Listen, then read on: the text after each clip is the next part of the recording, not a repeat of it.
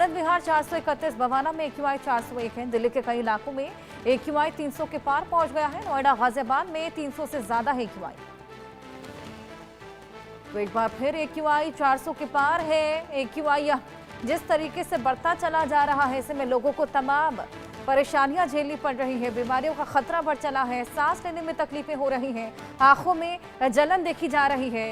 इसी बीच आपको बताएं कि कृत्रिम बारिश कराने की भी पूरी तैयारी है। और दिल्ली NCR में जिस तरीके से प्रदूषण बढ़ता जा रहा है, 400 के पार AQI पहुंच गया है। आनंद विहार 431, बवाना में भी बेहद ज्यादा AQI दर्ज किया जा रहा है। हवा में जहर घोला हुआ है और यही सांस लेने को मजबूर तमाम लोग। हालांकि तमाम कवायदे भी दिल्ली सरकार की ओर से की जा रही हैं। जिस तरीके से जगह जगह वाटर स्प्रिंकलर्स लगाए गए हैं और जिस तरीके से हमने देखा कि 2000 लोगों की टीम की तैनाती की गई है।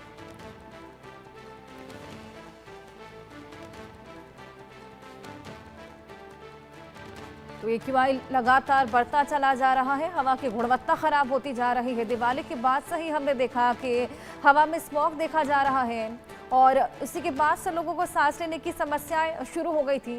खास तौर पर सीनियर सिटीजन्स के लिए बेहद ज़्यादा डिफिकल्ट हो गया था। छोटे बच्चों को तमाम बीमारियां इस हवा में घुले रसायन या फिर जहर की वजह से देखने को मिली। बीमारियों का खतरा भी इसकी वजह से बढ़ गया है।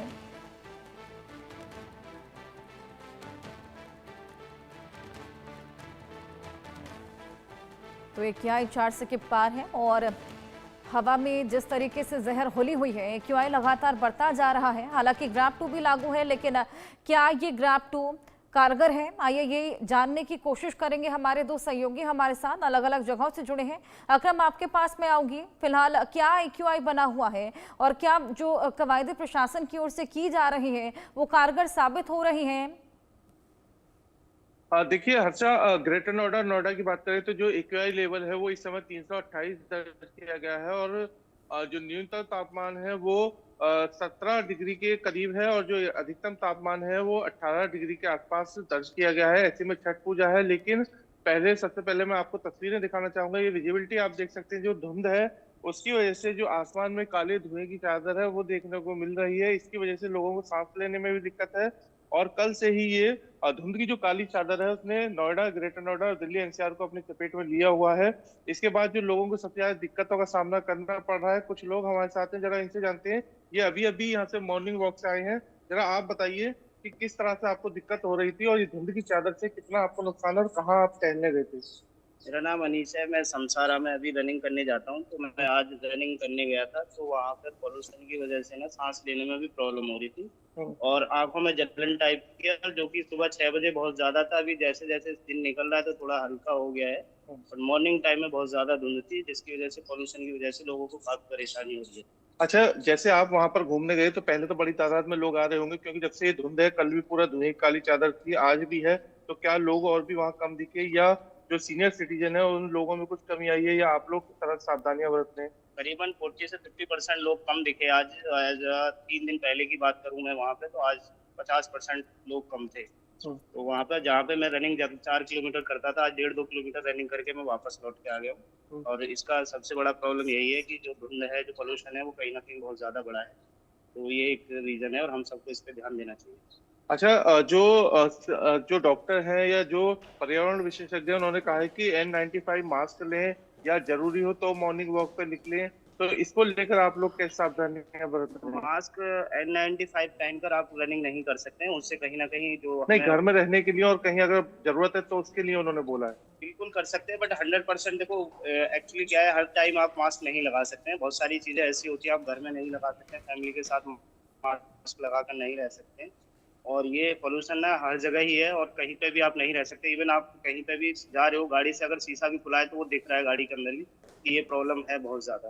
तो कहीं ना कहीं है, मास्क आप इतना नहीं कैरी कर सकते हैं, हर टाइम नहीं लगा सकते हैं। देखिए हर्षा, ये कुछ लोग थे जिन्होंने बताया, लेकिन जो दिल्ली NCR में धुएं की काली चादर है उसकी वजह से लोगों को मुश्किलें लगातार बढ़ रही है।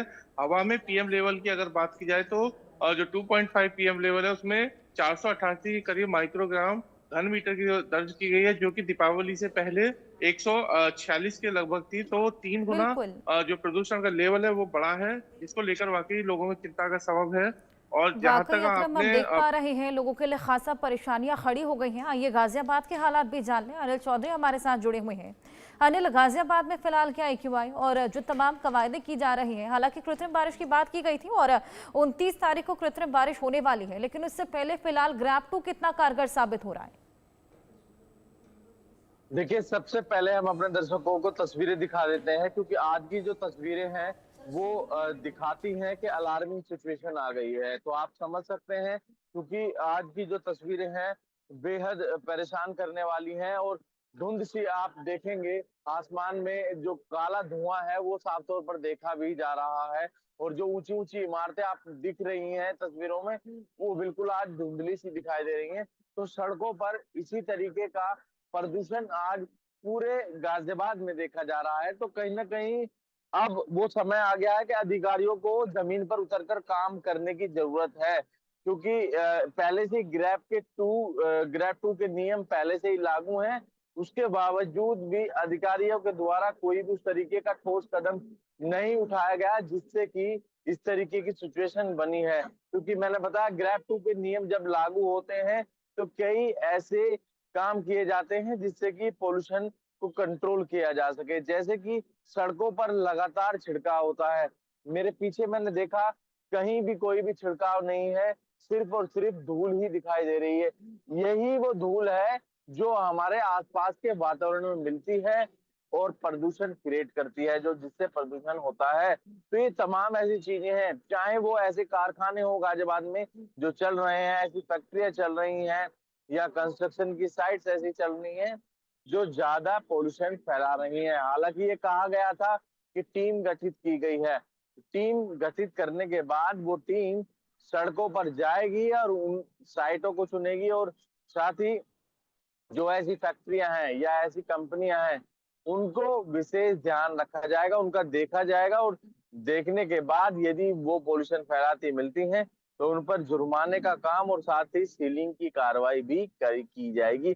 इस तरीके की बातें शुरुआत में ही जब जिलाधिकारी गाजियाबाद ने जब मीटिंग, क्योंकि जब ग्रैब 2 के नियम लागू हुए तो तमाम अधिकारियों की मीटिंग ली गई और उसके बाद उनको निर्देशित कर दिया गया। हालांकि जिलाधिकारी की तरफ से सख्त आदेश कर दिए गए हैं, पर जो अधिकारी हैं, तमाम जो अधिकारी अधीनस्थ अधिकारी हैं, वो काम करने को बिल्कुल भी राजी नहीं है। यही वजह है, लगातार पोल्यूशन का स्तर दिल्ली एनसीआर के साथ साथ गाजियाबाद में बढ़ रहा है। अब जरूरत है इस ओर विशेष ध्यान देने की और एक ठोस कदम उठाने की, जिससे कि पोल्यूशन को कंट्रोल में लाया जा सके। क्योंकि अब लोग बीमार के साथ साथ उनका दम घुट रहा है, लोगों की सांसों पर सीधा सीधा संकट आ गया है। इसी बात को लेकर अब गाजियाबाद के स्वास्थ्य विभाग की तरफ से भी अलर्ट जारी किया गया है। उनकी तरफ से कहा गया है, जरूरी काम हो तो ही घर से बाहर निकलें, अन्यथा घर में ही रहें, और निकल भी रहे हैं तो मास्क का इस्तेमाल जरूर कर लें। उनकी तरफ से साफ तौर पर ये कह दिया गया है। और साथ ही महिलाएं, जो प्रेग्नेंट महिलाएं हैं या बुजुर्ग हैं और बच्चे हैं, उनको विशेष ध्यान रखने के लिए हिदायत दी गई है। ये वो तमाम बातें हैं जो गाजियाबाद में अमल में लाई जा रही हैं। हालांकि कागजों में चीजें कर दी गई हैं, आदेश दे दिए गए हैं, पर जमीनी स्तर पर कुछ भी उस लेवल का काम नहीं दिख रहा है। यही वजह है जो पोल्यूशन का मुख्य कारण बनता जा रहा है। जी, ये बात तो सही है। और अकरम के पास अब चलते हैं। अकरम, देखिए, अगर ग्रेटर नोएडा की भी बात की जाए तो ग्रेटर नोएडा में भी कई ऐसे इलाके हैं जहां पर AQI 400 के पार है, कई जगहों पर 300 के पार है। मतलब कुल मिलाकर खतरा काफी ज्यादा है। और ऐसे में लोग ना सिर्फ बीमार पड़ रहे हैं बल्कि कई सारी दिक्कतें खास करके बुजुर्गों को, बच्चों को हो रही है। और देखिए, स्कूल वगैरह भी खुले हुए। अकरम, ऐसे में लोग करें तो करें क्या? ये बहुत बड़ी समस्या है। देखिए, बिल्कुल आपने सही कहा। जिस तरह से नोएडा और ग्रेटर नोएडा में अलग अलग जगहों पर EQI लेवल कहीं 300, कहीं 350 और कहीं 400 है, जहां पर ट्रैफिक का ज्यादा दबाव है, जहां हाईवे ज्यादा कनेक्ट है, चाहे सेक्टर 62 हो, ग्रेटर नोएडा का परी चौक हो इलाका, चाहे वो दादरी हो, ऐसे इलाके में जो EQI लेवल है वो बहुत ज्यादा दर्ज किया गया है। हालांकि जहां पर जैसे सेक्टर है वहां पर थोड़ा सा EQI लेवल कम है, 328 के आसपास है। लेकिन इसमें कहा जा सकता है कि प्राधिकरण के जो कुछ अधिकारी हैं वो सिर्फ प्राधिकरण के कार्यालय के आसपास या परिचौक के आसपास तक 1.5 से 2 किलोमीटर या 3 किलोमीटर के दायरे में ही, चाहे वो वाटर स्प्रिंकलर हो या वो डस्ट स्वीपिंग मशीन हो या तमाम जितने भी जो ग्रेप 2 के नियम है उनका पालन कर रहे हैं। लेकिन इसके अलावा अगर आप ग्रेटर नोएडा वेस्ट में जाएंगे जहाँ हाई राइज सोसाइटियों का निर्माण हो रहा है या फिर दादरी जेवर की तरफ जाकर देखेंगे तो पूरी तरह से जो प्राधिकरण और जो नगर पालिका है वो ग्रेप 2 के नियमों को लागू करवाने में पूरी तरह से असफल दिख रही है। और यही वजह है कि ज्यादातर वहां पर ग्रेप 2 के नियमों का उल्लंघन हो रहा है, खुलकर कंस्ट्रक्शन साइटों का निर्माण किया जा रहा है। तो ऐसे में सवाल ये भी उठता है कि प्राधिकरण और नगर पालिका के लोग की मंशा ठीक नहीं है, उस काम को करवाने वो दिलचस्पी नहीं ले रहे हैं क्योंकि लगातार एक्यूआई लेवल बढ़ता जा रहा है। इसके अलावा देखिए अगर बात करें तो ट्रैफिक के जो दबाव है उसकी वजह से भी एक्यूआई लेवल में इजाफा हो रहा है। और मैंने जैसा बताया कि तकरीबन 50,000 के करीब ऐसे वाहन हैं जो ट्रैफिक पुलिस ने चिन्हित किए हैं जिनकी वजह से एयर क्वालिटी इंडेक्स खराब हो रहा है, उस पर भी कार्रवाई की जा रही है। लेकिन अगर स्वास्थ्य से जुड़ी बात की जाए तो क्योंकि एक्यूआई लेवल जिस तरह से तेजी जी से बढ़ा है उसके बाद जितने तमाम हॉस्पिटल है वहां पर बड़े बुजुर्ग और बच्चों के लिए तो दुश्वारियां है ही हैं जी और उसके अलावा जो आम लोग हैं उनको भी बिल्कुल दिक्कतों का सामना करना पड़ रहा है। कल से और ही पूरे अनिल के दिन पास भी अब पूरे चलते हैं, बिल्कुल सही कह रहे हैं अकरम। और देखिए अनिल, ये समस्या अब पिछले कई सालों से हो गई है। जैसे ही दीपावली खत्म होती है, मौसम बदलने वाला होता है, उस समय से जो ये दिक्कत शुरू होती है, कुल मिलाकर दिक्कत इतनी बढ़ जाती है कि कई बार तो स्कूल वगैरह भी बंद करने पड़ते हैं, खास करके छोटे बच्चों के। फिलहाल जो स्थिति है उसको देखते हुए किस तरह का प्रिकॉशन लिया जा रहा है, क्योंकि ऐसे में जो अस्थमा के मरीज हैं या इस तरह के मरीज हैं उनकी भी प्रॉब्लम होती है। क्या हॉस्पिटल्स में भी ऐसी कोई व्यवस्था की जाएगी आने वाले समय में अनिल, अभी फिलहाल के सर्कमस्टेंसेस को देखते हुए? देखिए, जैसे कि मैंने बताया, स्वास्थ्य विभाग की तरफ से अलर्ट पहले ही जारी किया गया है और साथ ही जो एमएमजी अस्पताल है गाजियाबाद का, वहां पर भी मरीज संख्या है वो अब लगातार बढ़ी है। ऐसे मरीजों की संख्या बढ़ी है जिनको गले में खराश है या आंखों में जलन है या दमे के जो मरीज हैं जिनको सांस लेने में दिक्कत आ रही है, ऐसे लोगों की जो संख्या है फिलहाल अब बढ़ने लगी है। तो आप समझ सकते हैं अब वो समय आ गया है जो लोगों को खुद भी अवेयर होने की जरूरत है, लोगों को समझने की जरूरत है। क्योंकि जो ग्रेप 2 के जो नियम हैं उसमें ये भी कहा जाता है कि आम जनता भी यदि अपने यहाँ पर कंस्ट्रक्शन कर रही है तो उसका विशेष ध्यान रखे, कहीं पोल्यूशन ना फैले, जो धूल के कण हैं वो ना फैले। और साथ ही अपने घर के बाहर जो है जी जहां भी धूल वगैरह दिखाई दे तो वहां पर भी